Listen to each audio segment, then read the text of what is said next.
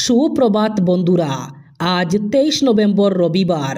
আজকের সকালের বিশেষ বিশেষ খবরগুলি হলো: দেশে 2 কোটিরও বেশি রেশন কার্ড বাতিল করল সরকার।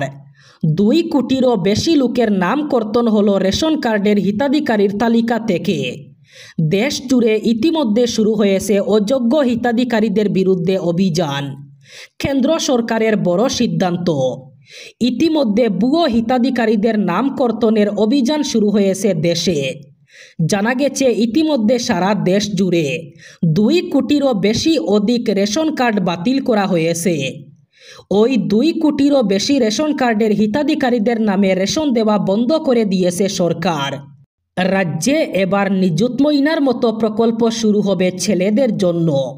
ছেলেদের জন্য শুরু হবে বাবু ময়না প্রকল্প। নতুন বছরের 1 জানুয়ারিতে প্রদান করা হবে বাবু ময়না প্রকল্পের টাকা। এই ঘোষণা করেছেন রাজ্যের মুখ্যমন্ত্রী ডক্টর হিমন্ত বিশ্ব শর্মা। রাজ্যের ছাত্রীদের পড়াশোনার খরচ বাবদে প্রতি মাসে 1,1500 এবং 2,500 টাকা করে উচ্চ মাধ্যমিক, স্নাতক এবং স্নাতকোত্তর ছাত্রীদের আর্থিক সহায়তা দেওয়া হয়। তবে শুধুমাত্র মেয়েদের এই সহায়তা দেওয়া হতো। এবার ছেলেদের জন্যও প্রকল্প শুরু করছে রাজ্য সরকার। সেই প্রকল্পের নাম দেওয়া হয়েছে বাবু ময়না প্রকল্প। তবে এই প্রকল্পে কত টাকা করে ছেলেদের মাসে দেওয়া হবে তা এখনও জানা যায়নি। তবে জানা গেছে আগামী 1 জানুয়ারি থেকে শুরু হবে এই প্রকল্প। স্ত্রীকে খুনের দায়ে এক যুবককে যাবজ্জীবন কারাবাসের সাজা শোনালো কাছাড়ের এডিশনাল সেশন জজ বঙ্কিম শর্মার আদালত। সাজাপ্রাপ্ত যুবক সুভাষ পাল শিলচর শহর সংলগ্ন দুধপাতিল 7ম খণ্ড নার্সিংপাড় এলাকার বাসিন্দা। পেশায় অটোচালক সুভাষকে ভারতীয় দণ্ডবিধির 302 ধারায় যাবজ্জীবন কারাবাসের সাজা শোনানোর সঙ্গে সঙ্গে জরিমানা করা হয়েছে 20,000 টাকা। জরিমানা অনাদায়ে তাকে বুক করতে হবে আরও 6 মাসের কারাদণ্ড। সুভাষের পত্নী আলপনা সিংয়ের মৃত্যু ঘটে 2019 সালের মার্চ মাসে। অল্পনার বাবার বাড়ি হাইলাকান্দি জেলার 5 গ্রাম থানা এলাকার পোলার পাড়ে। তার সঙ্গে সুভাষের বিয়ে হয়েছিল 2018 সালের 21 জুন। আলপনার মৃত্যুর পর তার বাবা আদরমণি সিংহ, জামাতা সুভাষ পাল, সুভাষের 2 ভাই দেবু পাল এবং শেখর পাল এবং ভাতৃবধূ স্বপ্না পালকে অভিযুক্ত করে শিলচর মালুগ্রাম পুলিশ ফাঁড়িতে দায়ের করেন এজাহার। এজাহারে তিনি উল্লেখ করেন, বিয়ের পর থেকেই স্বামী সুভাষ তার 2 ভাই এবং ভাতৃবধূর প্ররোচনায় 1 লক্ষ টাকা যৌতুক চেয়ে আলপনার উপর শারীরিক এবং মানসিক নির্যাতন শুরু করেন।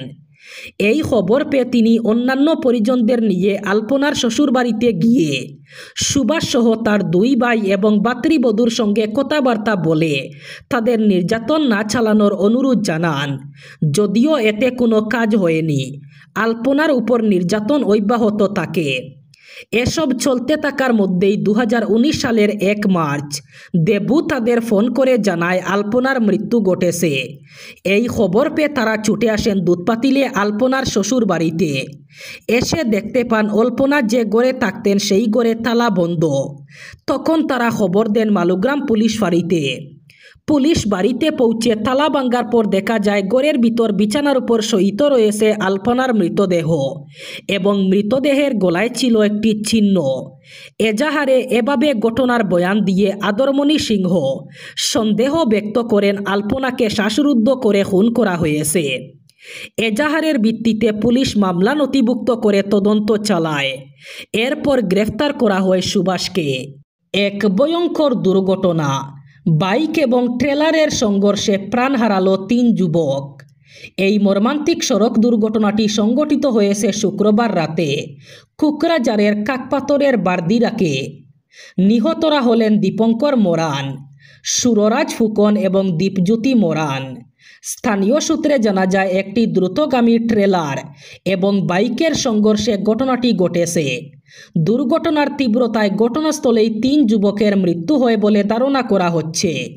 পুলিশ ঘটনাস্থলে পৌঁছে মৃতদেহগুলি উদ্ধার করে ময়নাতদন্তের জন্য পাঠায়। দুর্ঘটনার সঠিক কারণ এখনও জানা যায়নি। তবে অতিরিক্ত গতি এবং অন্ধকার রাস্তা দুর্ঘটনার কারণ হতে পারে বলে অনুমান।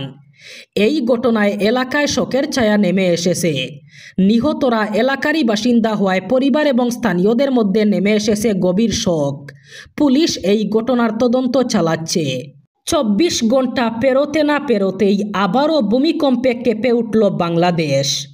নরসিংদীর মাধবদীতে গাজীপুরের বাইপালে আবারও কম্পন রেকর্ড করেছে আবহাওয়া দপ্তরের ভূমিকম্প পর্যবেক্ষণ এবং গবেষণা কেন্দ্র।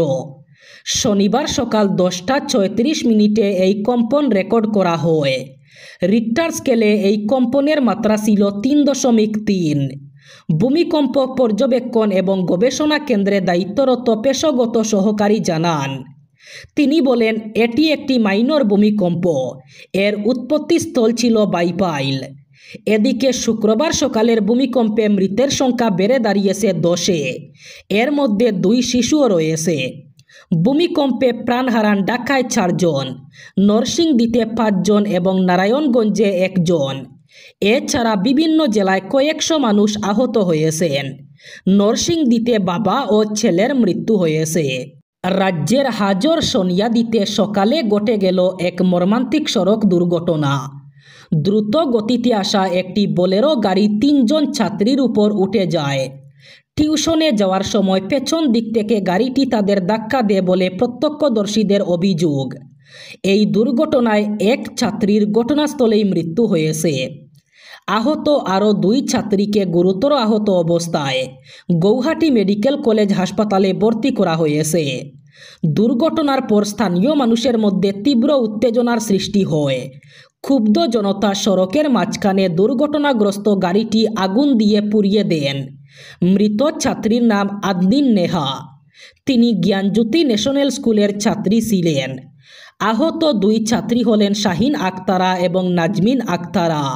শ্রমিকদের স্বার্থ সুরক্ষিত করতে নতুন শ্রম আইন কার্যকর করল কেন্দ্রীয় সরকার।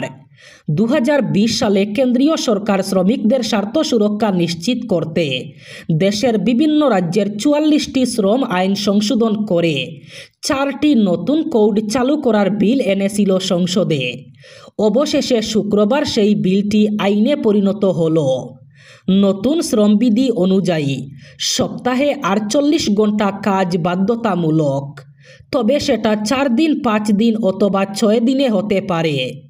নতুন শ্রমবিধিতে 9 থেকে 12 ঘন্টার শিফট করতে হতে পারে কর্মচারীদের। আগে তা ছিল 8 থেকে 9 ঘন্টা। যারা দৈনিক 12 ঘন্টা কাজ করবেন তারা সপ্তাহে 3 দিন ছুটি পাবেন। ফলে সাপ্তাহিক কাজের দিন 4 দিনে নেমে এলেও মোট কর্মঘণ্টার কোনো পরিবর্তন হচ্ছে না। এছাড়া প্রতি 5 ঘন্টা টানা কাজের পর 30 মিনিট বিরতি নেওয়া যাবে। নতুন বিধিতে মহিলা নাইট শিফট করতে পারবেন। কর্মীদের ত্রৈমাসিকের ওভারটাইমের সর্বোচ্চ সীমা 50 ঘন্টা থেকে বেড়ে হতে পারে 125 ঘন্টা। ওভারটাইমের বেতন সাধারণ বেতনের দ্বিগুণ হতে পারে। ধর্মঘট করার অন্তত 60 দিন আগে নোটিশ দিতে হবে। কর্মীদের বেসিক বেতন মূল মোট বেতনের 50% হতে হবে, অর্থাৎ বিভিন্ন ভাতার পরিমাণ কমে যাবে। কর্মীরা আগের চেয়ে বেশি গ্র্যাচুইটি পেতে পারেন। কোনো কর্মীকে ছাঁটাই করলে 2 দিনের মধ্যে তার সব প্রাপ্য মিটিয়ে দিতে হবে। ওয়ার্ক ফ্রম হোমের ক্ষেত্রেও নির্দিষ্ট বিধি তৈরি করা হবে।